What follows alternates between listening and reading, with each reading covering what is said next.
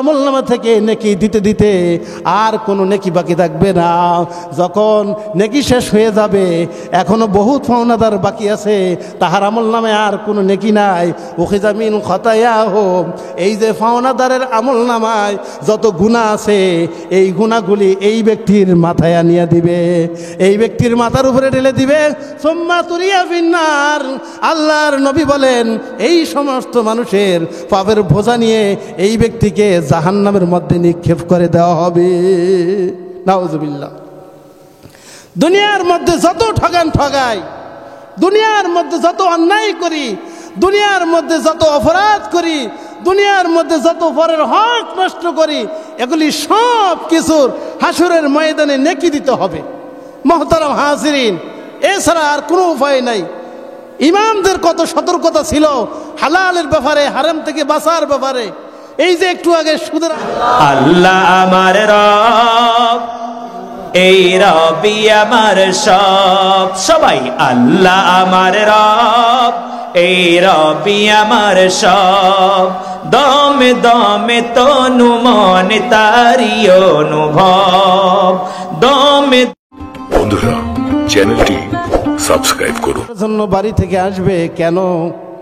ওই এলেম অনুযায়ী আমল করার জন্য। এলেম অনুযায়ী যদি আমল করবে এই নিয়তে বাড়ি থেকে, ঘর থেকে রওনা দেয়, ওয়াজের ময়দানে আসে, নসিহতের মজমে আসে, কোরআন হাদিসের আলোচনা শোনার জন্য, মাসলা মাসাইল শিখার জন্য। এর বিনিময় আল্লাহ সুবহানাহু তাআলা তাহার আমল নামে যে গুনাহে সগীরা আছে, ওই সগীরা গুনাহ খাতাগুলো মাফ করে দিবেন। قال رسول الله صلى الله عليه وسلم قوموا مغفورا لكم قد بدلت سيئاتكم حسنات। আল্লাহর নবী সাল্লাল্লাহু আলাইহি ওয়াসাল্লাম হাদিসের মধ্যে ইরশাদ করেন যে তোমরা এই যে দিনী মজমায় কোরআন সুন্নাহর আলোচনা শোনার জন্য বসেছ, এই মজমার শুরু থেকে শেষ পর্যন্ত যদি বসিয়া থাকিয়া কোরআন হাদিসের আলোচনা কথাবার্তাগুলো শোনো, একদল ফেরেশতা এরকমভাবে তোমাদের জন্য ঘোষণা করবে, কুমু মাগফুরাল লাকুম, যা আল্লাহ সুবহানাহু তাআলা তোমাদের সকলকে ক্ষমা করে দিয়েছেন। শুধু তাই নয়, কদ বুদ্দিলা সাইয়্যাতুকুম হাসানাত, এবং তোমাদের আমল নামে যে গুনাহ ছিল, ওই গুনাহগুলোকে আল্লাহ সুবহানাহু তাআলা নেকের দ্বারায় পরিবর্তন করে দিয়েছেন। আল্লাহর নবী সাল্লাল্লাহু আলাইহি ওয়াসাল্লাম ইরশাদ ফরমান, قال رسول الله صلى الله عليه وسلم لا يقعد قوم يذكرون الله إلا حفتهم الملائكة وغشيتهم الرحمة ونزلت عليهم السكينة وذكرهم الله في من عنده। আল্লাহর নবী সাল্লাল্লাহু আলাইহি ওয়াসাল্লাম ইরশাদ করেন, যেই সমস্ত মজমার মধ্যে কোরআন সুন্নাহর আলোচনা হয়, যেই সমস্ত মজমার মধ্যে কোরআন হাদিসের আলোচনা হয়, ওই মজমাকে ফেরেশতারা চতুর্পাশে দিয়ে বেষ্টন করে রাখে।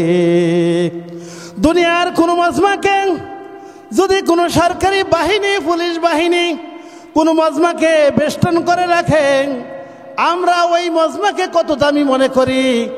আর এই কোরআন হাদিসের আলোচনার মজমাকে কোনো দুনিয়ার মানুষ নয়, দুনিয়ার বাহিনী নয়, পুলিশ বাহিনী নয়, সরকারি কোনো বাহিনী নয়, আল্লাহ সুবহানাহু তাআলার পক্ষ থেকে ফেরেশতারা ওই মজমাকে চতুর্পাশে দিয়ে বেষ্টন করে রাখে।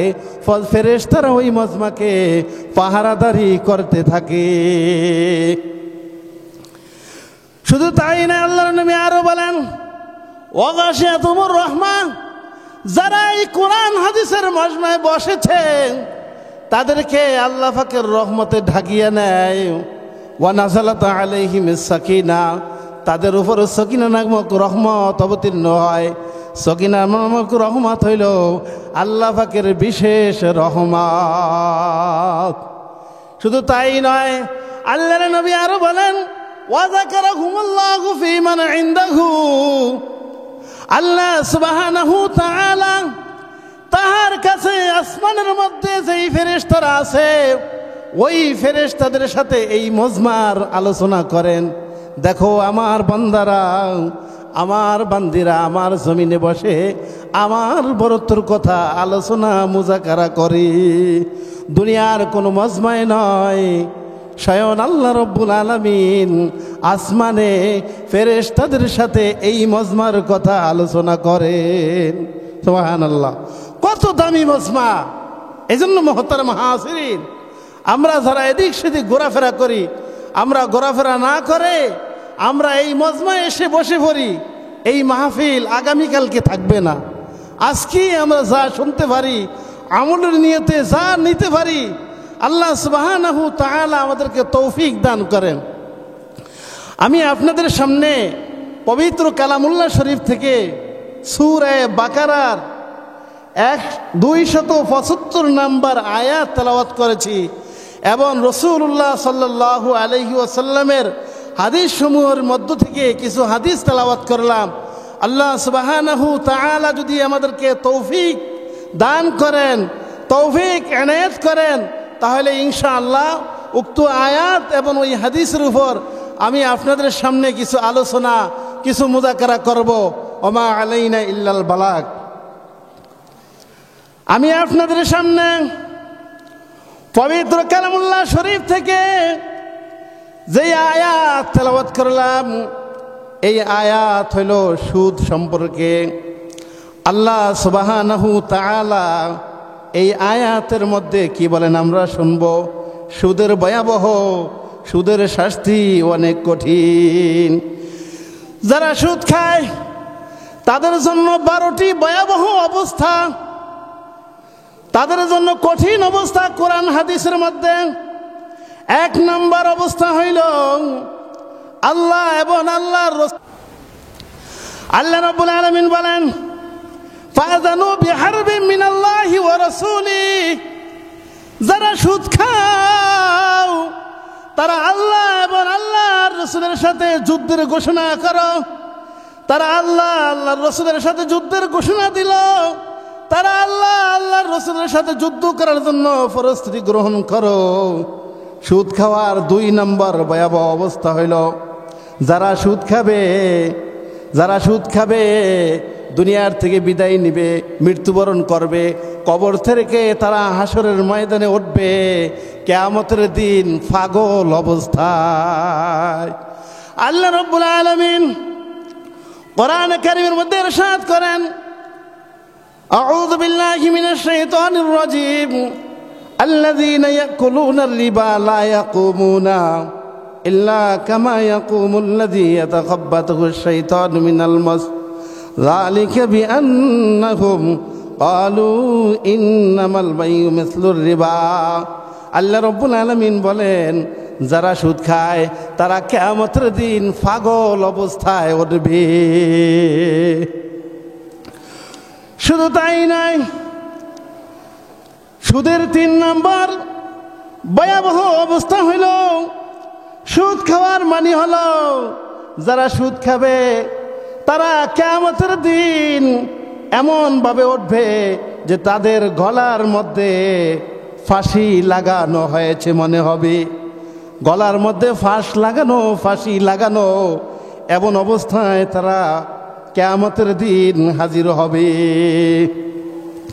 সুদের ভয়াবহ 4 নম্বর, যারা সুদ খাবে ওই এলাকার মধ্যে খাদ্যের অভাব দেখা দিবে এবং ফসলেরও বরকত নষ্ট হয়ে যাবে। এলাকার মধ্যে খাদ্যর অভাব দিবে সুদ খাওয়ার কারণে, এবং এলাকার মধ্যে ফসল আদির মধ্যে যেই বরকত হইতো সেই বরকতও থাকবে না, সেই বরকতও নষ্ট হয়ে যাবে। সুদের 5 নম্বর ভয়াবহ হইল যারা সুদ খাবে কিয়ামতের ময়দানে তাদের পেট বিশাল বড় ঘরের মতো হবে এবং তাদের পেটের মধ্যে বিশাল বড় বড় সাপ এরকম ভাবে দেখা যাবে পেটের বাহির থেকে। আল্লাহর নবী সাল্লাল্লাহু আলাইহি ওয়াসাল্লাম এই সম্পর্কে বলেন, ক্বালা রাসূলুল্লাহি সাল্লাল্লাহু আলাইহি ওয়াসাল্লাম আতাইতু লাইলাতান উসরিয়া বি আলা কওমিন বুতুনুহুম কাল বুয়ুতি ফিল হায়াত তুরা মিন খারিজি বুতুনিহিম ফাকুলতু মান হাউলা ইয়া জিবরাইল ক্বালা আকালাতুর রিবা। আল্লাহর নবী সাল্লাল্লাহু আলাইহি ওয়াসাল্লামের ইরশাদ করেন, আমি নবী শবে মেরাজের রাত্রে কিছু মানুষকে দেখলাম যে তাদের পেট বিশাল বড় ঘরের মতো এবং তাদের পেটের মধ্যে বিশাল বড় বড় সাপ, তাদের পেটের মধ্যে বিশাল বড় বড় সাপ, যেই সাপগুলি তুরা মিন খারিজি বুতুনিহিম পেটের বাহির থেকে দেখা যায় পেটের মধ্যে যে বড় বড় সাপ। ফাকুলতু মান হাউলা ইয়া জিবরাইল। আল্লাহর নবী বলেন, আমি হযরত জিবরাইল আলাইহিস সালাতু ওয়াস সালামকে জিজ্ঞেস করলাম, ও ভাই জিবরাইল, এই ব্যক্তিকে, এই ব্যক্তির পেট কেন এত বড় হয়েছে বিশাল বড় ঘরের মতো, আবার এই ব্যক্তির পেটের মধ্যে বিশাল বড় বড় সাপ দেখা যাইতেছে, কারণ কি?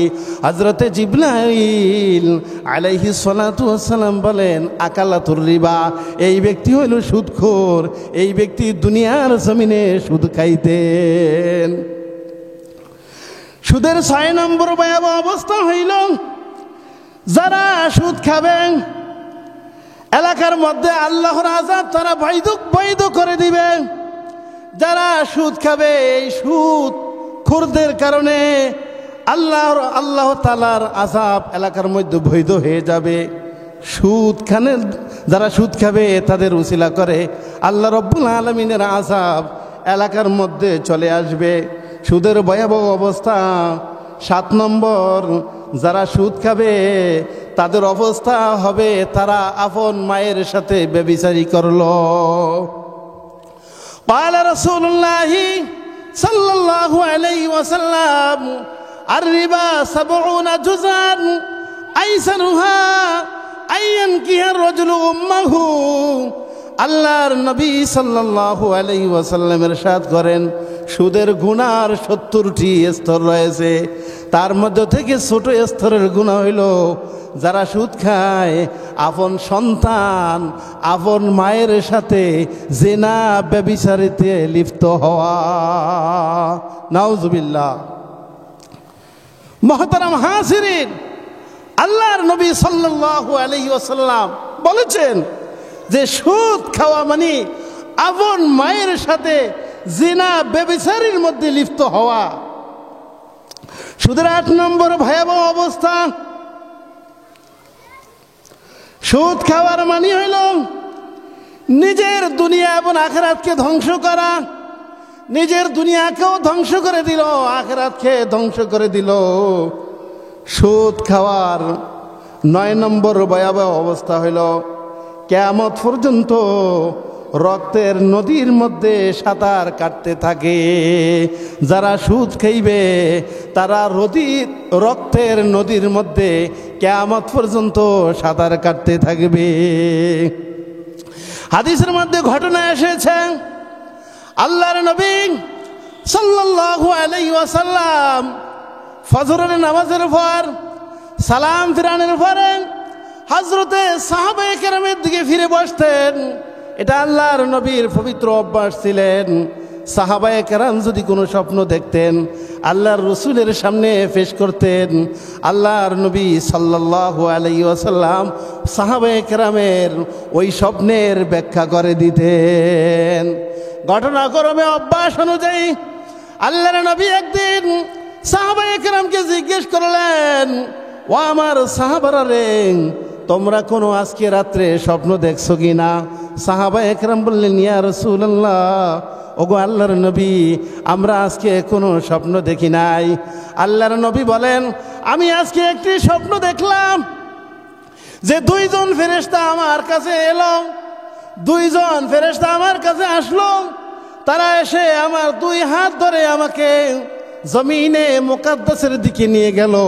পবিত্র এক জমিনের দিকে নিয়ে গেল। সেখানে গিয়ে আমি নবী দেখলাম সেখানে একটি রক্তের নদী, একটি রক্তের নহর জারি, এবং ওই রক্তের নহরের মধ্যে এক ব্যক্তি হাবুডুবু খাইতেছে, আর ওই রক্তের নহরের কিনারে এক ব্যক্তি দাঁড়ানো আছে যাহার সামনে অনেকগুলো পাথর।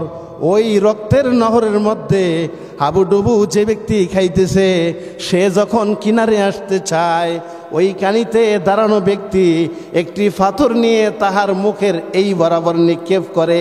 এই পাথর নিক্ষেপ করলে সে আবারও তার আপন স্থানে ওই নহরের মাঝখানে চলে যায়। যখনই সে কিনারে আসতে চায়, ওই দাঁড়ানো ব্যক্তি তাহার মুখ ফাঁসাইয়া পাথর নিক্ষেপ করে। যখন তাহার মুখে পাথর নিক্ষেপ করে, সে আবারও আগের মতো ওই রক্তের নহরের মাঝখানে চলে যায়, আর সেখানে যায় এই রক্তর নহরের মধ্যে হাবুডুবু খাইতে থাকে। কিয়ামত পর্যন্ত তাহার সাথে এই মুআমালা, এই ব্যবহার, এই আচরণ করা হবে। কিয়ামত পর্যন্ত সে এই রক্তের নহর থেকে বের হইতে পারবে না। মুহতারাম হাজিরিন, সুদের কঠিন অবস্থা। আজকে থেকে আমরা সতর্ক হয়ে যাই যে আর কখনো সুদ আমরা খাবো না, সমতির লেনদেন করব না। আজকে এই সমতির মাধ্যমে মা বোনদেরকে বেপরদা করতেছে। মা বোনদেরকে ছাড়া সুদের লেনদেন দেওয়া হয় না, তাদেরকে ঘর থেকে বের করা, তাদেরকে বেপরদা করা, এটা হলো ইহুদি খ্রিস্টানদের চক্রান্ত। সুদের মাধ্যমে আপনাকে আমাকে উপকার করা হয় না, আপনার আমার রক্তকে সুচে খাওয়া হয়। আমি বহুত দেখেছি যারা সুদের থেকে, সমুদ্রের থেকে উপকারের নামে টাকা পয়সা নেয়, কিছুদিন পর বাড়ি ঘর ছেড়ে, আত্মীয় স্বজন, বাবা মা, রক্তের বংশের লোক সব ছেড়ে ঢাকা, চট্টগ্রাম, বিভিন্ন জায়গায় চলে যাইতে হয়। কারণ প্রত্যেক সপ্তাহে যে তার 5,000 টাকা দিতে হবে, 2,000 টাকা দিতে হবে,